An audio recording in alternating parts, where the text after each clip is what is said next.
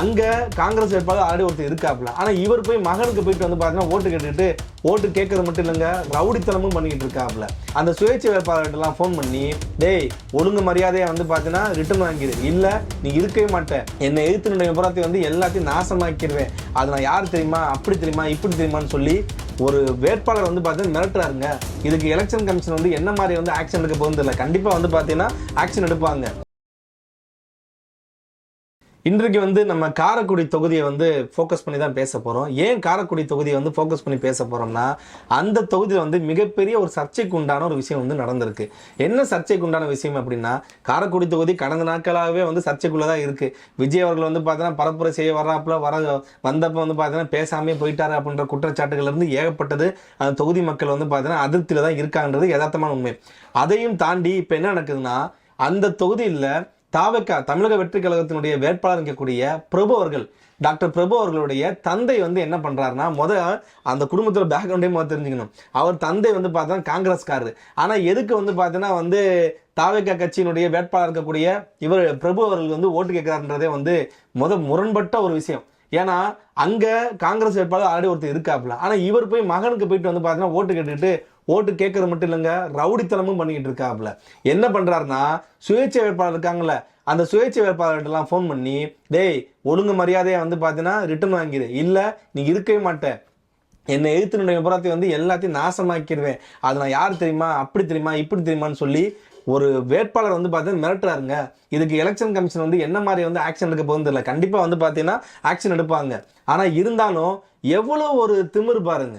ஒரு வேட்பாளர் இருக்காப்புல, அவர் மகன் நிற்கிறாப்புல, தரம் நின்று போட்டும், இது ஜனநாயக கட்சி, அவர் வந்து இதை தான் என்ன செய்ய போறன்றதை சொல்லி வந்து மக்கள்கிட்ட கேட்கணும். ஆனால் அவர் மகனும் வந்து பார்த்தீங்கன்னா ரீல்ஸ், அவர் வந்து பார்த்தீங்கன்னா அந்த மக்கள் தொகுதி மக்கள் கொடுத்த பேரே வந்து பார்த்தீங்கன்னா அவர் பல் டாக்டர் இல்லைங்க, ரீல்ஸ் டாக்டர். இவர் வந்து பார்த்தீங்கன்னா ஒரு பல் மருத்துவர். ஆனால் வந்து பார்த்தீங்கன்னா பொது மருத்துவர் போல நான் மக்களுக்கு வந்து இந்த இது செஞ்சிருக்கேன், இந்த ஆப்ரேஷன் ஃப்ரீயாக பண்ணி கொடுத்துருன்னு சொல்லி ரீல்ஸ் போட்டே வந்து பார்த்தீங்கன்னா ஒரு இலவச மருத்துவ முகாம் ஒரே ஒரு முகாம் நடத்திட்டு அதை ஃபுல்லாக வந்து ரீல்ஸ் போட்டு இங்கே பாருங்க, நான் தான் வந்து உங்களை காப்பாற்ற வந்த ரட்சகர், நான் தான் வந்து பார்த்தீங்கன்னா 17 நூற்றாண்டு வாழ்ந்த டி புருட்டோவே, நான் உங்கள் மக்களுக்காக நான் என் தலையை கொடுத்தே வந்து நான் சாக போகிறேன் அப்படின்ற அளவுக்கு பெரிய பில்டப்லாம் கொடுத்துருந்தாப்புல. அதே மாதிரி தான் தமிழக வெற்றி கழகமும் வந்து பார்த்தீங்கன்னா அவருக்கு வந்து சீட்டும் கொடுத்துச்சு. ஆனால் இந்த கலை யதார்த்தமானது வந்து அவருக்கு சீமானுக்கும் அவருக்கும் வந்து ஒரு போட்டியாக வந்து பார்த்தா நிலவ ஆரம்பிக்குது. 3வது இடமா 4வது இடம், யார் வந்து 3வது இடத்துக்கு வர போகிறா, யார் வந்து 4வது இடத்துக்கு போகிறா, சீமானா இவரா அப்படின்ற ஒரு போட்டி வந்து பார்த்தா கடும் போட்டி அங்கே நிலவி வருது. அந்த இடத்துல என்ன ஆகுதுன்னா, எங்க சீமான் வந்து 3வது இடத்துக்கு வந்துருவாரோ, நம்ம 4வது இடத்துக்கு போயிருமோ, நம்மளோட செல்வாக்கு எதுவும் இல்லாமல் போயிருமோ அப்படின்றது வந்து நினைக்கிறப்ப தன்னுடைய தந்தையின் மூலமாக அடாவடித்தனத்தையும் ரவுடித்தனத்தையும் கொண்டு வருகிறார் பிரபு அவர்கள். இதுதான் வந்து இப்போ இந்த தொகுதியில் வந்து ஹாட் டாபிக்காகவே போயிட்டு இருக்கு. அவர் தந்தை வந்து சுயேட்சை வேட்பாளர்கள் வந்து எப்படிலாம் மிரட்டுறாருன்ற அந்த ஆடியோ வந்து பார்த்தீங்கன்னா ஒட்டுமொத்த தொகுதி மக்களுக்கு வந்து பார்த்தீங்கன்னா வாட்ஸ்அப்லையும் சமூக வலைதளங்கள் அதிகமாக பரப்பப்பட்டு அந்த மக்கள் வந்து பார்த்தீங்கன்னா கடும் அதிருப்தியில் வந்து போய் நிற்கிறாங்க. 2வது, அந்த காரைக்குடி டவுனை தவிர வேற எங்கேயுமே வந்து பார்த்தீங்கன்னா ஒரு ஓட்டு கேட்டு செல்றது அதிகமாகவும் கிடையாது. ஏதாவது ஒரு இடத்துல குறிப்பிட்ட இடத்துல தான் சார்ந்த சமுதாயம் வந்து வாழ்கின்ற ஊரில் மட்டும் போயிட்டு அந்த இடத்துல சொந்தக்காரங்களை வந்து போய் பார்த்துட்டு, சமுதாயம் கிடையாது சொந்தக்காரங்களை போய் பார்த்துட்டு ஓட்டை கேட்டு வர நபர் தான் இந்த டி.கே. பிரபுன்றவர். அது மட்டும் இல்லாமல் இங்கே காரைக்குடி தொகுதியில் எப்பயுமே வந்து பார்த்தீங்கன்னா ரவுடித்தனத்துக்கும் அராஜகத்துக்கும் அந்த தொகுதி மக்கள் வந்து பார்த்தா கட்டுப்படவே மாட்டாங்க எப்பயுமே சரி. ஏன்னா அங்கே இருக்கிற மக்கள் வந்து பார்த்தீங்கன்னா அதிகமான மக்கள் வந்து ஒரு ட்ரேடிங், அதாவது வணிகத்தை வந்து பார்த்தீங்கன்னா நம்பி இருக்கக்கூடியவர்கள். அது மட்டும் இல்லாமல் அங்கே ஃபாரின்ல வந்து பார்த்தீங்கன்னா அதிகமாக வந்து வேலை செய்யக்கூடிய மக்கள்.